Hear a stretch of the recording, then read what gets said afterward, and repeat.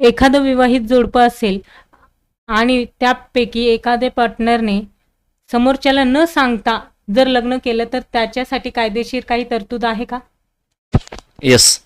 जर समजा एखाद्या कपलमधील कोणत्याही पार्टनरना म्हणजे स्त्री असेल किंवा पुरुष असेल त्यांनी आपल्या जोडीदाराला न सांगता दुसरा विवाह केला तर तो कायदेशीररित्या गुन्हा ठरतो.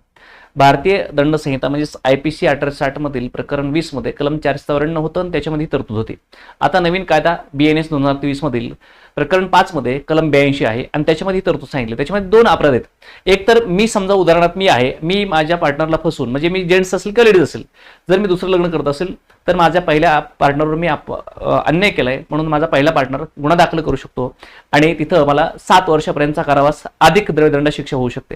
आणि जर समजा माझा पहिला पार्टनर असताना मी समोरच्या व्यक्तीला एखाद्या समोरच्या व्यक्तीसोबत लग्न करतोय आणि त्या समोरच्या व्यक्तीला माहित नाही की माझं लग्न झालंय, मी त्या समोरच्या व्यक्तीला फसून लग्न करत असेल तर अशा कंडिशनमध्ये ती समोरची व्यक्ती माझ्यावर गुन्हा दाखल करू शकते, मग मी जेंट्स असेल किंवा लेडीज असेल. आणि त्या कंडिशनमध्ये 10 वर्षापर्यंतचा कारावास अधिक द्रव्यदंड अशी तरतूद आहे. म्हणजे इथं दोन अपराध सांगितले आणि ह्याच्यामध्ये हे जी आरोपी आहे महिला किंवा पुरुष दोन्ही असू शकतात, कोणी असू शकतं. आता याला दोन अपवाद आहेत. एक अपवाद म्हणजे असा की जर तुमचा कायदेशीररित्या डिवोर्स झाला असेल तर तो अपवाद असतो. आणि दुसरी गोष्ट जर तुमचा जोडीदार 7 वर्षापासून दिसून आलेला नाही किंवा गायब आहे तर अशा कंडिशनमध्ये हा गुन्हा ठरत नाही.